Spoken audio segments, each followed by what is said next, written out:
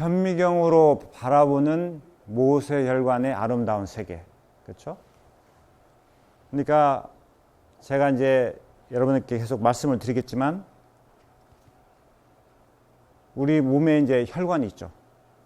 혈관에 큰 혈관도 있고 작은 혈관도 있고 모세혈관도 있고 그렇습니다. 제가 오늘 집중적으로 여러분들에게 말씀드리고 싶은 것은 모세혈관의 얘기입니다. 근데 모세혈관은 눈으로 보기가 여러 가지 어려우니까 현미경으로 봐야 되고 또 현미경으로 일반 현미로 보기도 가끔 어렵기 때문에 그 모세혈관에 여러 가지 그 데코레이션, 여러 가지 여기 장식을 해서 이제 생물학적으로 장식을 해서 보게 될 겁니다. 그래서 이런 파노라마를 여러분들이 이제 보게 될 거예요. 이게 이제 현미경에도 여러 종류가 있는데 이것은 형광을 볼 수 있는 현미경입니다. 제가 이제 한 15년 전에 이 현미경을 제 개인 돈을 좀 들여서 샀습니다. 그때 돈으로 바르자면 한 외제 승용차 한 대 살 수 있는 돈이었어요. 그래서 이걸 그때 제가 투자를 했죠, 과감하게. 그래서 이걸 샀고요. 그 다음 이것은 이제 일반적으로 세포를 살아있는 상태에서 UV에서 이렇게 전사시켜서 본다고 해서 역전사 현미경이라고 그러는데 이런 간단한 현미경으로 살아있는 세포들을 볼 수 있습니다. 그리고 이제 이 수술 현미경이라는 것인데 조그만 소독물 수술을 하면서 이게 보는데 이때 또 형광 물질을 볼 수 있습니다. 이건 좀 상당히 가격이 고가입니다. 요게 이제 오늘 제가 보여드릴 여러 가지 영상을 주로 캡처한 현미경인데 다강환 공초점 현미경 어렵죠. 근데 이제 이 형광도 여러 형광 물질이 있어가지고요. 그걸 다 이렇게 변형시켜 가면서 한 초점에서 아주 미세한 형광 물질을 디텍션, 검출해내는 현미경입니다. 이게 한 가격이 한 7억 원 정도 합니다. 그래서 이제 이런 장비들이 필요합니다. 이런 장비들이 있어야만이 모세혈관에서 일어나는 여러 가지 현상들, 변화들, 그리고 다시 재생되는 거 이런 걸 볼 수 있습니다. 자, 여러분들 이제 다시 교과서로 돌아가 볼까요? 여러분들 이거 배웠죠? 네? 언제 배웠어요? 아, 중학교 때 배웠죠. 그러면 간단합니다. 그럼 제 강의가 아주 쉬워집니다. 폐순환계가 있고 전신순환계가 있고 여러분 잘 알죠.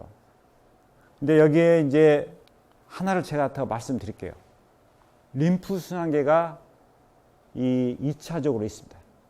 우리 몸에서 한 4리터 정도 되는 림프액이 만들어지는데 이것을 또 순환시키는 순환계가 있습니다. 이걸 림프순환계라고 합니다. 이게 같이 움직여야 됩니다. 그래야만이 우리 몸의 체액 유지에 가장 중요합니다. 제가 그래서 여러분께 오늘 강조하고 싶은 이제 첫 번째 사항은 금방 말씀드린 대로 이제 심장에서 혈액이 나와서 이렇게 대동맥을 타고 가고 이렇게 또 세동맥을 타고 가고 이게 이제 어떻게 보면은 고속도로, 혈액의 고속도로 역할을 하는 거죠. 그러니까 운반, 통로 역할을 하는 거죠. 여기에서는 이 혈액과 이 주변 조직과 서로 간의 교환은 거의 없습니다.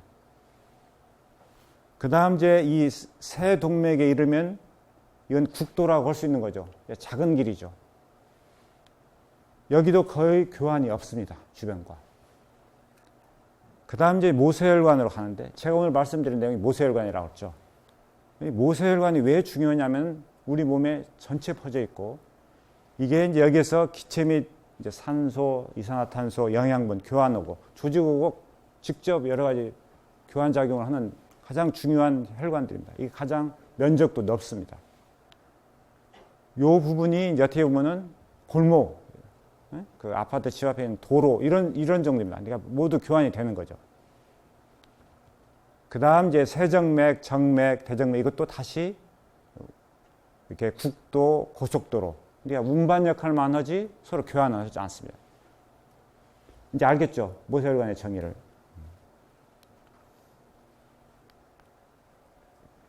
그러면 이 모세혈관은 어떻게 만들어지느냐?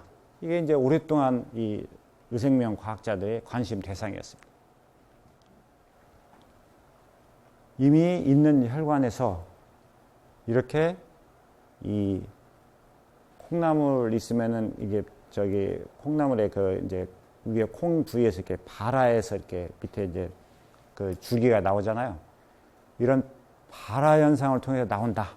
이게 이제 알려진 정설입니다.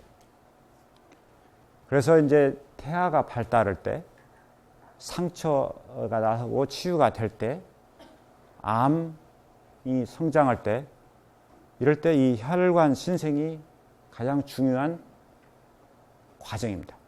그래서 이것을 이제 영어로는 엔지오지네시스라고 얘기를 합니다.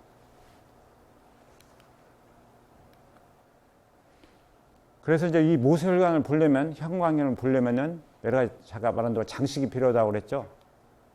그래서 장식을 할 수 있는 그 마커들이 있습니다. 마커들.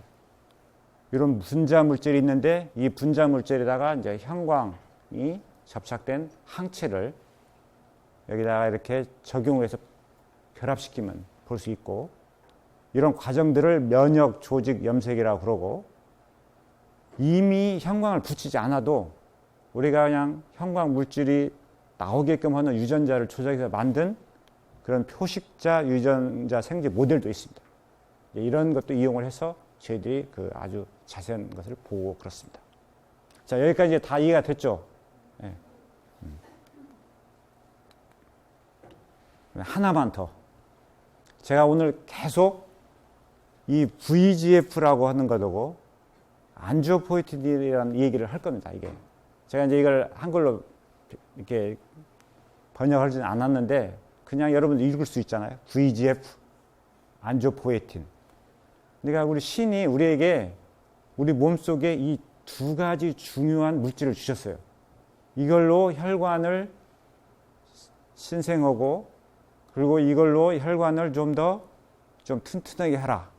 요것은 신생하는 것. 이건 혈관을 좀 튼튼하게 하는 것. 이런 물질을 주셨어요. 이 물질이 아주 중요합니다.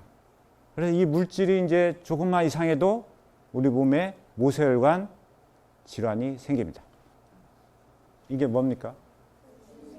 생쥐죠. 예쁘죠. 네? 그러니까 이 생쥐도 어떻게 찍느냐 해서 예쁘게 찍을 수도 있고 좀 징그럽게 찍을 수도 있고 좀 뭐 좀 괘씸하게 보이게 찍을 수도 있고 그렇습니다. 근데 이 생쥐는 예쁘죠. 네? 저희들이 이제 이 혈관을 찍는 기술도 여러 가지 그 기술들이 필요하고 노하우도 필요합니다. 그래서 저희들이 이제 이런 쥐들을 실험 대상으로 해서 연구를 하는데, 이것은 이제 어떤 게 B6라고 하는 그런 검정색 쥐입니다. 그러니까 흰색 쥐도 있고 황색 쥐도 있고 여러 쥐들이 있죠. 쥐 종류들이 굉장히 많습니다. 그래서 보면 이렇게 새끼가 이렇게 있죠. 생쥐는 한 10여 마리 정도의 새끼를 낳습니다. 임신 기간은 얼마나 되겠어요? 네? 한 달? 15일? 네. 네. 생쥐 임신 기간은 21일입니다. 3주. 3주가 이제 수정 후 3주가 되면 이런 생쥐들이 이렇게 나옵니다.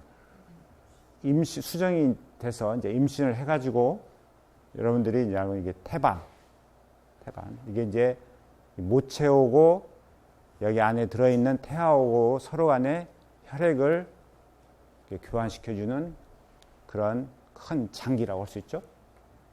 그 다음 이 태아는 이렇게 양수막에 둘러싸여 있고, 이 양수막 자체도 이미 이런 어느 정도 크기의 좀 큰 혈관들이 이렇게 있는 걸 볼 수 있죠.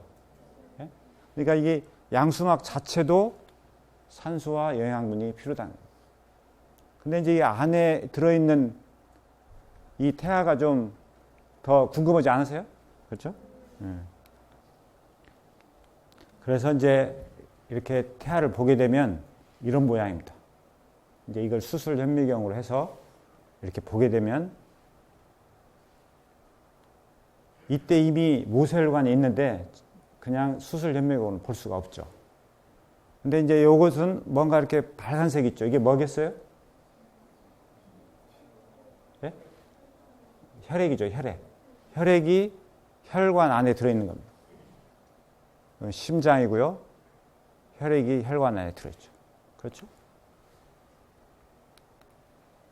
그 다음 이게 이제 이 수정 후에 날짜를 표시하는 건데, 어떻게 보면 임신의 한 중간기 정도 되죠. 이렇게 심장이 더 발달하고, 이렇게 더 발달하고. 여기에 있는 벌써, 뇌로도 이렇게 혈관이 뭔가 발달하는구나. 이런 걸 알 수 있죠. 그래서 이제 심장이 지금부터는 이제 수축을 하게 돼서 혈액을 전신으로 이렇게 돌리게 됩니다. 그런데 이제 이것을 저희들이 이제 어떤 기술을 동원해서 장식을 해서 그 태아의 혈관만을 본 겁니다. 모세혈관. 어떻게 보입니까? 대단하죠? 온 장기에 이런 모세혈관들이 모두 이렇게 퍼져 있습니다. 이때는 어떻게 했어요? 혈관들이 계속 생성이 됩니다. 장기들이 이게 커지면서 장기들이 성숙되면서 계속 많은 영양분과 많은 산소가 필요하기 때문에 이에 따라서 같이 혈관들이 성장을 해야 되겠죠. 그런데 이 도중에 만약 좀 이상한 약물을 잘못 먹었다. 그러면은 근데 그 약물이 이런 혈관 성장에 영향을 주는 거다. 그러면 혈관 성장이 안 되면 어떻게 되겠어요? 태아가 성장을 못하고 발달을 못하겠죠. 그러니까 이렇게 이 혈관, 모세혈관의 이런 성장은 어때요? 이런 태아 발달에 아주 필수인 것이죠. 그럼 금방 알 수 있죠. 네? 자, 이것은 어느 때냐면 여기는 망막입니다. 여러분들이 이렇게 이제 시각을 이제 우리가 시각을 갖게 되는 그런 망막의 구조. 망막은 언제 망막에도 굉장히 많은 에너지가 필요합니다. 그래서 여기도 산소와 영양분이 충분히 공급돼야 됩니다. 근데 망막이 혈관 언제 생기냐면은 우리가 태어나고 난 뒤에 이제 인간으로 보면은 한 몇 개월 사이에, 이런 생쥐로 보면은 한 2주 사이에 망막의 혈관들이 생깁니다. 그래서 이게 혈관들이 어떻게 이렇게 성장하는가를 이렇게 볼 수 있죠. 태어난 지 하루, 아주 좋습니다. 태어난 지 하루, 4일째, 6일째, 8일째, 14일째. 어때요? 볼 수 있죠. 그러니까 이걸 통해서 이게 우리 혈관이 생성되는 것이 어떤 유전자가 어떤 분자들이 작용하는지, 그리고 어떤 약물이 가면 어떻게 조절되는지 이런 모형을 통해서 볼 수 있습니다. 제가 이제 여러분들이 생속에 보는, 해배경으로 볼 수 있는 건데, 생속에 보는 지방 조직에 대해서 이렇게 우리가 시각화를 한 겁니다. 여기 있는 그 동글동글한 이 석류알처럼 생긴 것이 뭘까요? 지방세포. 지방세포에도 우리가 먹은 것이 영양분이 너무 과다하게 축적되면 그쪽에 가서 에너지가 거기에 축적이 된다고 하잖아요. 거기에도 뭔가 에너지가 그 지방산들이 가서 이렇게 운반에 대해서 거기에 축적이 돼야 되잖아요. 그럼 뭐가 필요합니까? 모세혈관이 당연히 필요한 거죠. 그래서 여기에 보이는 이 연두색이 혈관이고, 여기에 있는 동글동글한 것이 지방세포고, 서로 간에 조금씩 이렇게 접촉을 하고 있죠. 거기를 통해서 이렇게 물질들이 이동되는 거예요. 또 흥미로운 것은 저희들이 하다 보니까 여기 청색으로 보이는 것은 줄기세포입니다. 줄기세포. 지방에 있는 줄기세포. 이런 걸 찾아낸 거예요, 저희들이. 새로. 남들이 관찰하지 못한 걸 이런 시각화를 통해서 찾아낸 거죠. 여기 보면은 이게 아까 금방 말씀드린 대로 동글동글한 지방세포죠. 이게 이제 혈관인데, 지방세포가 없는 부위에 이렇게 혈관들이 미리 있어요. 근데 이 혈관들은, 모세혈관들은 그렇게 많은 혈액들이 움직이지 않는, 아주 발달되지 않는 이런 모세혈관입니다. 여러분들이 이제 너무나 영양 과다를 하게 되면 이쪽에 이런 지방 조직들이 새로 생겨나는 거죠. 그러면 살이 찌는 거죠. 그러니까 살찌고 살이 빠지는 것까지도 모세혈관과 서로 연결되어 있구나. 그런 걸 제가 여러분들에게 말씀드립니다. 제가 이제 자궁이란 그 하나 장기를 들고 나왔습니다. 그 임신을 하게 되면 자궁이 커지죠. 그 안에 있는 태아도 커지죠. 그러니까 이제 임산부들이 자꾸 배가 이렇게 불러오는 거 아니겠어요? 네? 그래서 이제 이것을 자궁에서는 커지던데 이 혈관들이 어떻게 만들어지고 어떤 형태를 가지고 있을까? 이것들이 저희들한테 큰 질문이었습니다. 그래서 이제 그 모델이 뭐냐면은 이제 생쥐죠. 다시 돌아와서. 생쥐는 아까 21일이 임신이라고 그랬죠. 특히 이제 초기에 이 자궁이 재빠르게 크기 때문에 요때 신속이 크기 때문에 요때 어떤 혈관이 이상이 있는가. 특히 이제 6.5, 7.5, 8.5 이게 이제 수정된 그 수정란이 이제 자궁에 착상을 해가지고 지난 이제 그 날짜를 이렇게 표시하는 거예요. 여러분들은 금방 알 수 있는 것이 이제 이게 자궁이구나. 그리고 이게 빨간색으로 된 부분은 혈관들이구나. 그리고 혈관들이 이렇게 큰 내경을 가진 것도 있지만 작은 내경을 가진 것도 있고 여기 있는 혈관들이 매우 촘촘하게 있구나. 그리고 요쪽에 이것은 이게 태아구나. 이렇게 알 수 있겠죠. 이게 이제 이 태아는 원래 그 형광 물질이 붙은 수컷과 정상인 암컷과 교미를 시켜서 이 태아를 구분하기 위해서 이렇게 인위적으로 만든. 이제 우리 혈관 생물학을 하는 연구하는 사람들은 이렇게 큰 혈관들이 왜 필요하고 이런 혈관들은 왜 필요하고 이런 것들은 어떤 분자적인 조절에 의해서 만들어지는가 이쪽에 대해서 더 관심이 있습니다. 그런데 이게 굉장히 좋은 우리 여러분들이 생명 현상을 보는 그런 기회가 되기도 합니다. 그래서 제가 말씀대로 처음에 VEGF 자꾸 얘기를 했죠. VEGF를 좀 알아주시면 좋겠다고. 그래서 제일 먼저 VEGF가 어떻게 작용을 하든가. VEGF가 우리는 전체 많이 나올 줄 알았는데 한쪽만 이렇게 많이 발현을 하고 있다. 이렇게 알게 됐고 VEGF를 발현하는데 가장 키 컴포넌트는 뭐냐면은 저산소거든요. 근데 저산소를 보니까 이 저산소 부위라는 걸 이렇게 측정할 수 있는데 저산소하고 일치되지 않아. 일치되는 것이 있다면 뭐냐면 임신하면 올라가는 이런 생식 호르몬 이것도 일치되어 있어요. 그래서 이제 저희들이 내린 결론이 뭐냐면 이게 임신하면 올라가는 생식을 이용하는 것이 더 아주 영리하구나. 자궁은 아주 영리하게 혈관을 자기 나름대로 조절기관을 달리하고 있구나. 이런 걸 알게 됐고 요건 이제 다른 쪽에서 그 모세 혈관이나 조금 큰 혈관을 보는 건데 여기가 이제 자궁입니다. 그리고 여기 기존에 있는 아까 말한 대로 이제 고속도로인 큰 혈관들 그리고 국도 이런 혈관들을 새로 막 새롭게 만드는 걸 볼 수 있습니다. 이게 장기가 빨리 커지면 모세혈관도 많이 늘어나는데 이렇게 국도 같은 세동맥도 늘어나는데 이게 늘어난 모양이 소용돌이가 치듯이 이렇게 돼요. 아주 빨리 인간은 적응해서 그렇게 이런 혈관들을 먼저 만든다. 이런 내용. 그리고 이제 이런 혈관들이 가서 여기다가 또 혈류를 한동안 모아놓는 어떤 동을 만드는 동. 그래서 우리 연구원 이름이 그 김민아 박사였습니다. 그래서 제가 이걸 처음 찾았길래 이름을 민아 혈관동이라고 붙여서 세계 학회지에 발표도 하고 그랬어요. 그래서 이제 그런 제가 여러분 복잡한 얘기는 제가 되도록이면 생략하려고 하는데 이런 작용들을 통해서 하는데 우리가 여기서 이제 얻은 사실은 뭐냐면 임신 중에 자궁의 태아의 성장과 발달을 요구된 혈관을 아주 영리하게 하더라.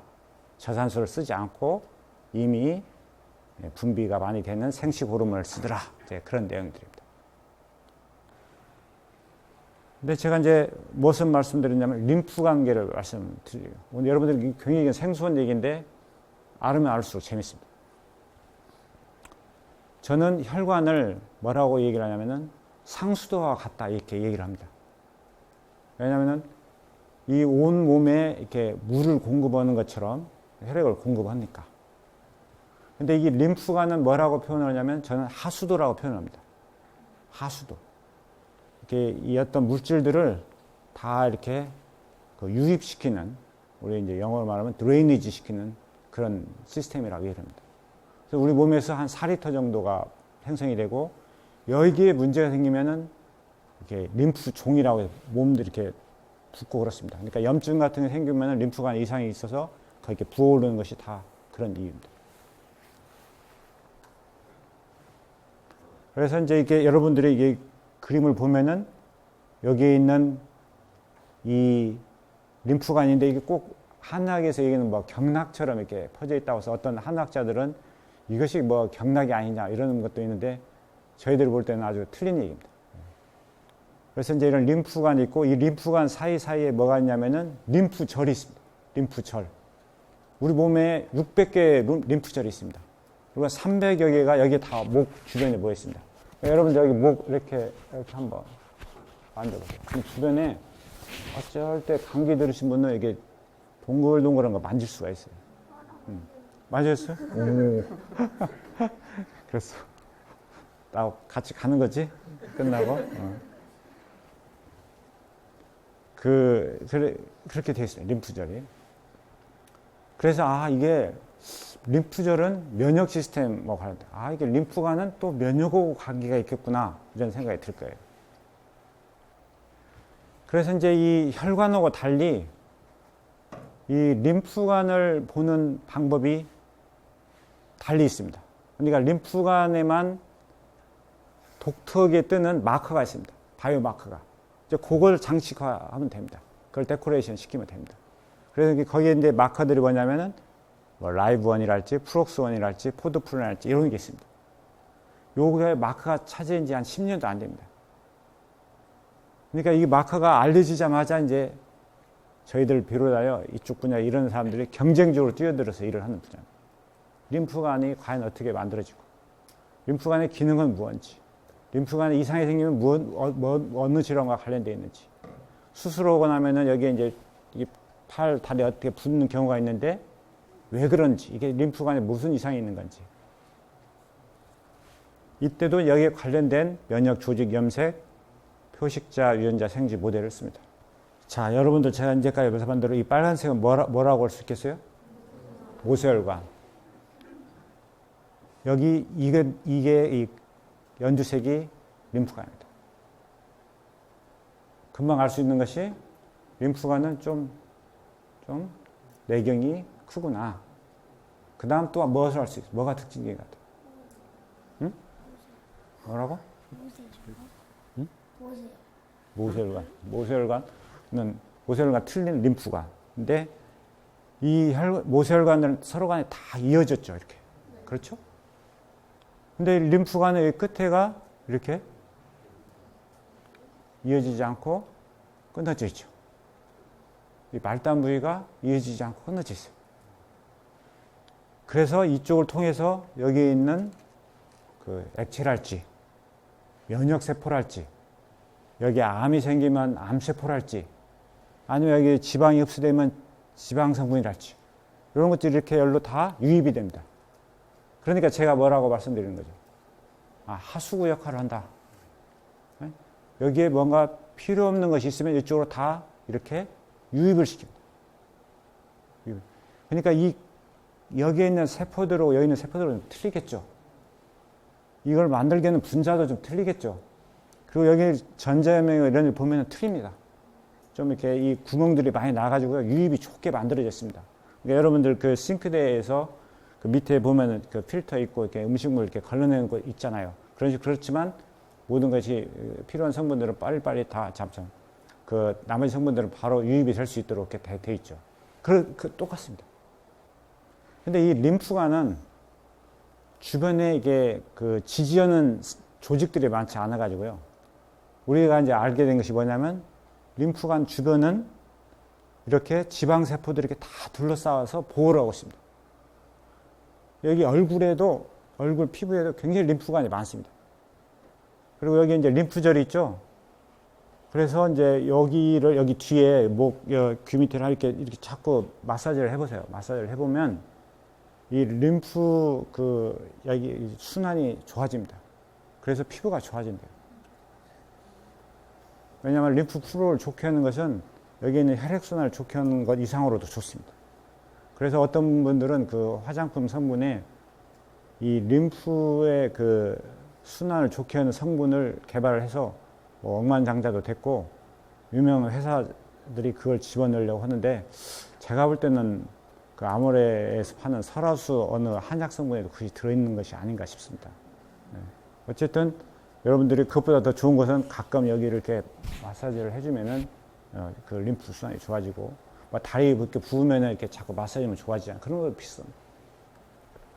근데 하여간 어떻게 저렇게 돼 있고 제일 이제 재미있는 것은 뭐냐면 과학적으로 재미있는 건 여기에 이제 밸브가 있다는 거예요. valve가 있습니다.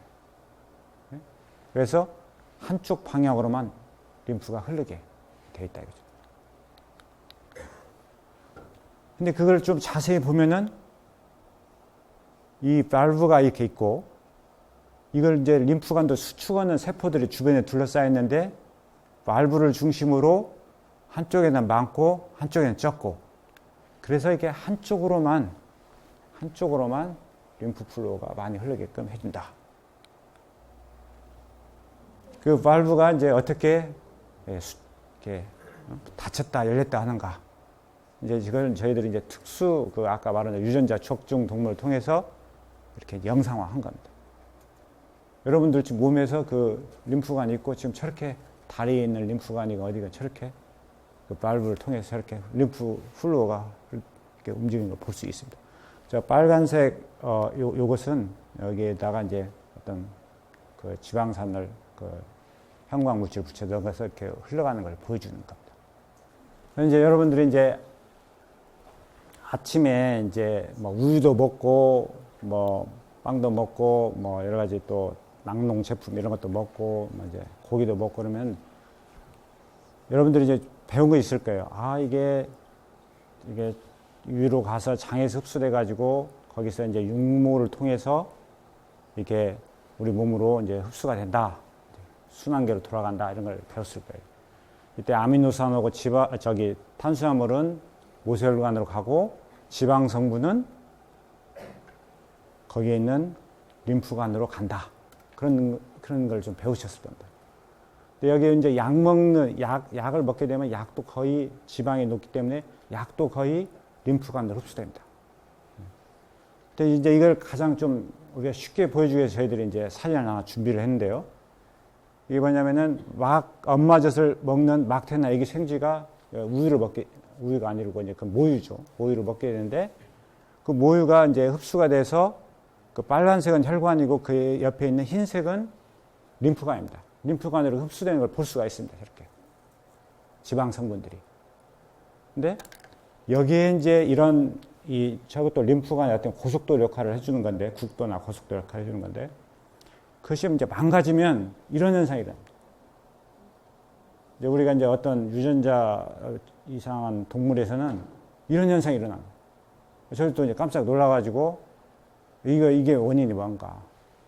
저기 이렇게 안 되니까 이 지방 성분들이 여기 림프관에 다 이렇게 고여 있어가지고 이렇게 이제 응어리가 진 거거든요. 지방 성분들이. 저 환자들이 우리나라에 제가 알기로는 한 100에서 200여 명 정도 됩니다. 어린애들이. 그쪽에는 부모님들이 저한테 전화를 자주 오시는데 해결 방법이 없습니다.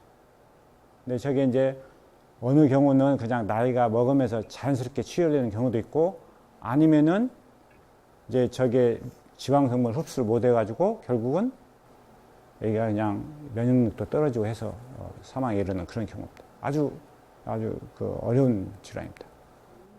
원인도 잘 모르고요, 아직까지. 그래서 그만큼 림프관의 통로 역할도 중요하고, 근데 저희들이 이제 더 이제 흥미를 갖게 된 것이 뭐냐면은, 이 육모, 이 장에 있는 육모에 있는 요 림프관, 이 림프관에서 어떻게 지방 성분이 이렇게 유입되는지, 흡수되는지, 그걸 좀 보고 싶었어요. 그래서 이제 그걸 먼저 시각화해서 이거 한번 보자. 보니까 이렇게 육모 안에 이런 식으로 혈관이 있고, 이렇게 한 관 하나가 있죠. 이게 바로 뭐냐면은 림프관이에요. 이렇게 있어요. 그래서 이제 수수께끼가 뭐냐면은 여기 있는 지방 성분이 어떻게 이렇게 이 림프관으로 이동을 해서 흡수가 되는지. 그래서 이제 이 림프관을 그냥 바로 생체 내에서 볼 수 있는, 형광염으로 보면 볼 수 있는 그 현미경과, 그리고 이제 여러분들 뭐 내시경이라고 있잖아요. 이렇게 넣어서 이렇게 그 뭐 위 안에도 보고는 내시경이죠. 그 이제 실험실에서 내시경하고 서로 컨비네이션 몇 가지를 우리가 기술을 도입해가지고 그걸 보기를 시작했습니다. 자, 제가 이제 이제까지는 그 림프관하고 혈관을 따로따로 얘기했는데, 이제 우리 몸에 이 림프관하고 혈관하고 직접 연결된 부위가 두 군데가 있습니다. 우리 몸에.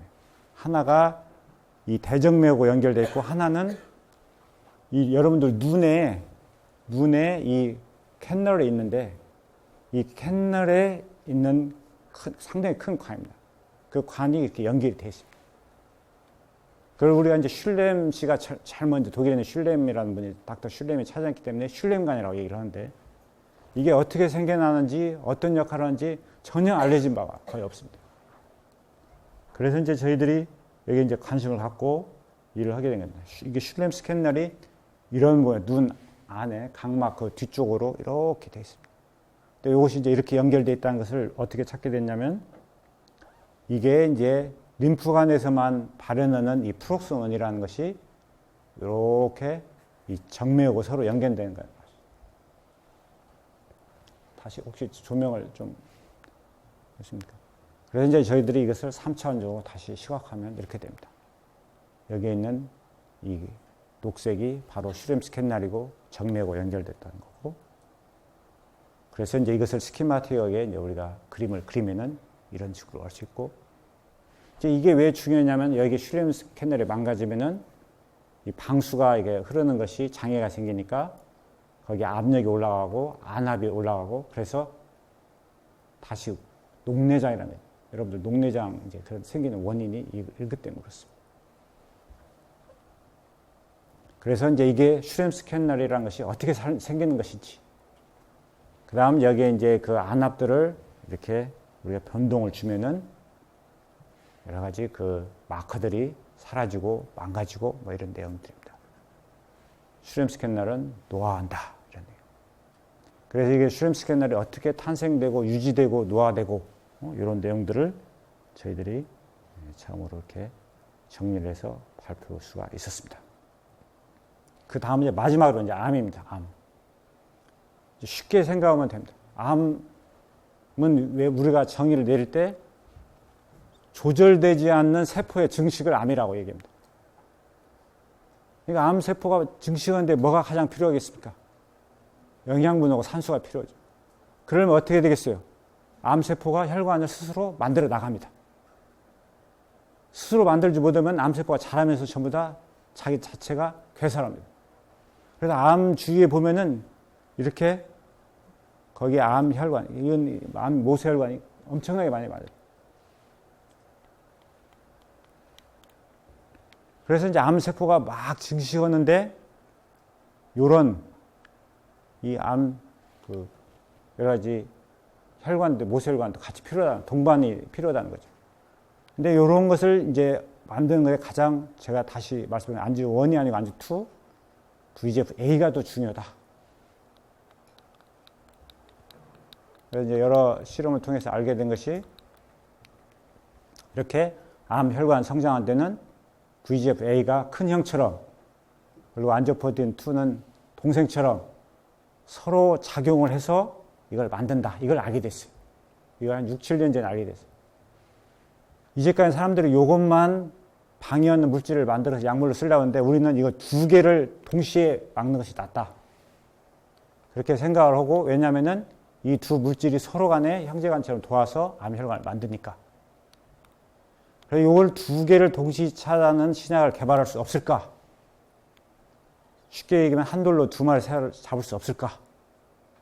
그래서 저희들이 이제 디자인을 해가지고 만든 물질이 이제 어렵지만은 더블로 이런 혈관을 만드는 것을 막는 물질을 만들자 해서 여기 스펠링을 따다 보면 다비자잖아.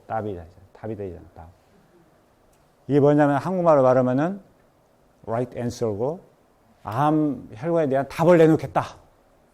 네? 그래서 이 물질을 이제 쉽습니다. 이게 이제까지는 VEGF-A를 막는 갈지가 안지오포이틴 2만 막는 하나씩 있었는데 이걸 동시에 맞는 것을 저희들이 디자인해서 만들었습니다. 쉽죠? 이게 답이 이런 두 가지를 만들 수 있다. 그래서 이제 이런 표준 실험 방법을 통해서 이제 이런 약물들, 이게 대조 약물들, 이런 물질들을 줘서 이제 암 효과를 봤더니 이게 이제 암이 자라는 겁니다. 대조 약물들 암 자라는 거. 하나씩 차단하는 거, 두 개씩 차단하는 것이 훨씬 효과가 좋다. 그래서 이제 그 안에 있는 혈관들 보니까 암 혈관들 이미 아수라장입니다. 너무나 많이 생기고 이상한 혈관들이 많이 만들어지는데 이렇게 하나씩 한 것은 이렇게 혈관들이 생성이 이상한 형태로 문제 어떻든지 저하가 되는데 답을 친 것은 더 많은 혈관의 성장을 억제한다. 그래서 이런 식으로 두 가지 치는 것이 훨씬 한 가지 치는 것보다 처리하는 것보다 낫다. 그래서 이것도 이 셀이라는 잡지에서 캔서만 주로 하는 캔서셀의 표지에 실린 내용입니다. 저기 보면 더블 블로케드 VEGF-N 안지오포틴이 훨씬 낫다. 그래서 이제 제가 이제 오늘 여러분들의 강연 내용이 여러분들에게 좀 이렇게 자극이 돼서 이게 이제 이게 상당히 이제 과학의 어떤 제가 오늘 내용은 아주 펀더멘털한 얘기부터 첨단까지 말씀을 드렸는데 이게 나도 이쪽 공부를 하면 언젠가 이런 꿈을 이룰 날이 있을 것이다 생각을 하고 이런 또 재능 기부를 통해서 여러분들하고 서로 만날 수 있는 그런 자리가 돼서 아주 저한테는 영광스럽고 매우 기쁜 자리였습니다. 네, 감사합니다.